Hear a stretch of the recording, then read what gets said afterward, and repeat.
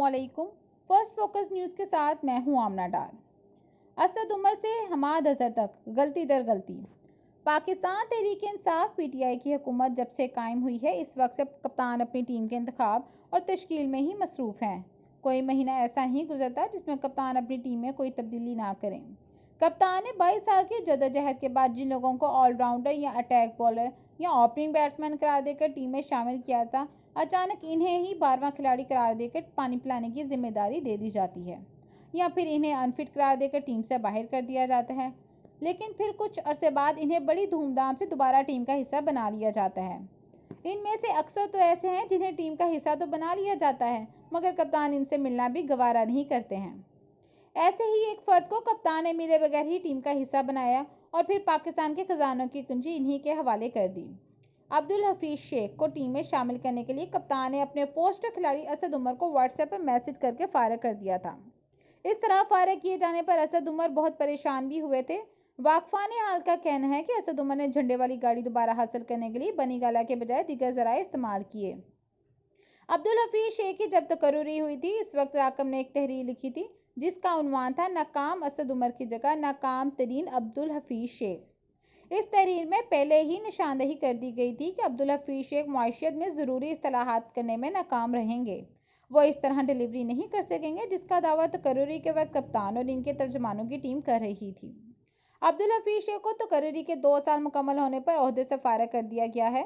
दिलचस्प बात यह है कि वो चंद हफ्ते कबल तक वफाक से सेनेट की नशिस्त के लिए पाकिस्तान तहरीक इंसाफ के उम्मीदवार भी थे। कप्तान ने अब्दुल हफीज शेख को जितवाने के लिए एड़ी चोटी का जोर लगाया और नाकामी के बावजूद भी कप्तान ने हफीज शेख को अपनी टीम के हिस्से बनाए रखा है। फिर हफीज शेख ने IMF के साथ पाकिस्तान के कर्ज का प्रोग्राम बहाल करवाया और इस काम के फौरी बाद इन्हें यह कहकर फारग कर दिया गया कि वे महंगाई काबू करने में नाकाम रहे हैं। अगर हकीकत में देखा जाए तो अब्दुल हफीज शेख पर हर इल्ज़ाम लग सकता है, लेकिन महंगाई का इल्ज़ाम नहीं। इसकी वजह यह है कि अगर मईशत ओवरहीट हो तो ये काम स्टेट बैंक का है, और अगर अजनास की फ्राहमी का मामला हो तो ये काम वजारत फूड सिक्योरिटी या सूबाई हुकूमतों का है। खान साहब के इल्म में हो या ना हो, मगर राकम बखूबी जानता था कि अब्दुल हफीज शेख मुल्क की मईशत में ज़रूरी और अहम इस्तेलाहात करने की अहलियत नहीं रखते हैं, या अगर इनमें अहलियत है भी तो वे इस काम का इस्तेमाल कम अज़ कम पाकिस्तान के लिए तो नहीं करेंगे। अब देख लीजिए, वही हुआ कि महंगाई काबू ना करने के इल्ज़ाम में अब्दुल हफीज शेख वजारत से हाथ धो बैठे हैं। अब्दुल हफीज शेख जब भी पाकिस्तान आए हैं, झड्डे वाली गाड़ी पर ही सवार हुए हैं। अगर मुस्लिम लीग नून के दौरे पाकिस्तान को निकाल दिया जाए तो वो साल 2000 से लेकर अब तक किसी न किसी शक्ल में इक़्तिदार का हिस्सा रहे हैं। जिस दौर में वो इक़्तिदार में नहीं होते तो मुल्क से बाहर होते हैं। अब्दुल हफीज शेख को बैरून मुल्क से बुलाकर साल 2000 में सिंध के वजीर बराए मालियात और मनसूबाबंदी तैनात किया गया। इसके बाद इन्हें मुस्लिम लीग काफ की नशिस्त पर 2003 से 2 सेनेटर मुंतखब करवाया गया और वो 2003 से 2006 तक वफाकी वजीर बराए नजकारी रहे हैं। इस दौरान उन्होंने मुल्क के 30 से ज़ायद असासों को फ़रोख्त किया, मगर PTCL की नजकारी का मुआहदा ताहाल तकमील को नहीं पहुँच सका है। बादशाह पाकिस्तान पीपल्स पार्टी ने वफाकी वजीर बराए खजाना ही नहीं बल्कि इन्हें सिंध से सेनेटर भी बनवाया। जिस अंदाज में अब्दुल हफीज शेख ने बतौर वजीर काम किया है, इससे ये बात जाहिर हो गई थी कि वो माशियत में किसी तरह की बेहतरी लाने की सलाहियत नहीं रखते हैं। इनके दौर में माशियत का वही हाल था जो इस वक्त माशियत में देखा जा रहा है। क्रिकेट में किसी भी खिलाड़ी की रिकॉर्ड बुक बहुत अहम होती है, और इमरान खान साहब अगर अब्दुल हफीज शेख की पीपल्स पार्टी के दौर की रिकॉर्ड बुक उठाकर देख लेते तो वो शायद इनकी तकर्री ही ना करते और यूँ कौम के 2 साल ज़ाया भी नहीं होते। अगर अब्दुल हफीज शेख के खिलाफ चार्जशीट तैयार की जाए तो सबसे अहम नुकता यह है कि वो मईशत में इस्तेलाहात करने में नाकाम रहे हैं। वो टैक्स बेस और टैक्स नेट में इजाफा नहीं कर सके, और टैक्स का बोझ इन्हीं अफराद पर डाला जाता है जो पहले से टैक्स दहिंदा थे। इस तरह FBR में इस्तेलाहात ना हो सकी और ना ही टैक्स निज़ाम में करप्शन ख़त्म हो सकी। दोनों अदवार में सनती शुबा बुरी तरह मुतासर हुआ और मनफी जोन में रहा है, बल्कि इनकी पॉलिसी के सबब मुआशरत मुसलसल सुकड़ती रही है, जिससे मुआशरत में मुलाजमत के मौका पैदा होने की बजाय बेरोजगारी में इजाफा हुआ है। पाकिस्तान को सबसे बड़ा मसला दरपेश है वो डॉलर आमदनी में इजाफा ना होने का है, और दोनों ही अदवार में वो मईशत को इस काबिल बनाने में नाकाम रहे हैं जहां मईशत में डॉलर कमाने की सलाहियत पैदा हो सके। हमाद अजहर एक सियासी खानवादे से ताल्लुक़ रखते हैं और साबिक़ गवर्नर पंजाब मियाँ अजहर के साहबजादे हैं। वो साल 2011 में पीटीआई से वाबस्ता हुए थे और 2013 में इलेक्शन हार गए थे, लेकिन 2018 में इन्हें कामयाबी मिल गई। हमाद अजहर का नाम वर्ल्ड इकोनॉमिक फोरम ने जनूबी एशिया के नौजवान लीडरान में शामिल किया है। इन्हें 40 साल से कम उम्र सियासी कायद के तौर पर इस फहरिस्त का हिस्सा बनाया गया है।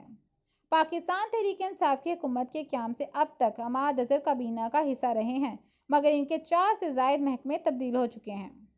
हमाद अजहर का कलमदान अब तक 4 मरतबा तब्दील हो चुका है। हमाद अजहर को वज़ीर मुमलिकत बराए मालियात बनाया गया और अगले ही दिन इनका ओहदा वज़ीर मुमलिकत से बढ़ाकर वफाकी वज़ीर बराए इक्तदासी अमवार कर दिया गया। इसके बाद सनत और पैदावार का कलमदान दे दिया गया। अब खजाने की कुंजी हमाद अजहर को थमा दी गई है, लेकिन काबीना का मुस्तकिल हिस्सा होने के बावजूद हमाद अजहर कोई कामयाब पॉलिसी मुतारफ करवाने और मईशत का सहारा देने में नाकाम नजर आते हैं। हमाद अजहर बतौर वफाकी वज़ीर बराए मालियात कोई अहम काम नहीं कर सके और इनकी वजारत के दौर में टैक्स की वसूली बढ़ने की बजाय कम हुई है। इसके साथ टैक्स दहिंदगान और टैक्स रिटर्न फाइल करने वालों की तादाद में कमी देखी गई है। हमाद अजहर ने मुतादिद मरतबा टैक्स इस्लाहात का दावा तो किया, मगर वो कोई नई टैक्स पॉलिसी लाने में नाकाम नजर आए हैं। बतौर वज़ीर सनत भी हमाद अजहर की कारकर्दगी किसी तौर पर मुतासिरकुन नहीं रही। इस वक्त में मुल्क में कोई सनती पॉलिसी मौजूद नहीं है। मुल्क में किसी पैमाने पर और किन मकामात पर सनती जोन बनाए जाने हैं, किस किस्म की सनतें लगानी हैं और इन्हें क्या इंफ्रास्ट्रक्चर फ्राहम करना है। FITF के हवाले से भी हमाद अजहर को जो टास्क दिया गया वो इसको पूरा करने में नाकाम रहे हैं। टास्क फोर्स की जानिब से कई मरतबा रायत मिलने के बावजूद वो मुल्क को ग्रे लिस्ट निकालने में कामयाब नहीं हो सके।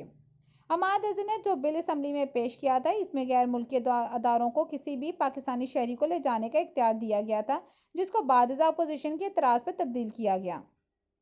साबका वजारतों में कोई नुमाया कारकर्दगी ना दिखाने वाले हमाद अजहर को खजाने का कलमदान दे तो दिया गया है, मगर इनके हाथ भी IMF के प्रोग्राम की वजह से बंधे हुए हैं। और ये वही प्रोग्राम है जिसके लिए मुज़ाकरात अब्दुल हफीज़ शेख ने किए थे और जिसकी मंजूरी काबीना ने दी है। इस प्रोग्राम में बिजली की कीमतों में इजाफा सबसे अहम और नागुज़ीर शर्त है। बिजली की फी यूनिट कीमत बढ़ने से मुल्क में महंगाई का तूफान बर्पा होगा और हमाद अजहर के पास इसको काबू करने का कोई इख्तियार नहीं होगा। अब अगर सादा अल्फाज में कहा जाए तो हकीकत यह है, जिस तरह अब्दुल हफीज़ शेख महंगाई को काबू करने में नाकामी पर निकाले गए हैं, इस तरह हमाद अजहर भी जल्द या बदेर इस तरह के किसी बोसीदा और नाकाबिल फ़हम इल्ज़ाम में काबीना से अलग किए जा सकते हैं। मज़ीद खबरों के लिए इस चैनल को सब्सक्राइब करें और अगली वीडियो की नोटिफिकेशन के लिए बेल आइकन को प्रेस करें।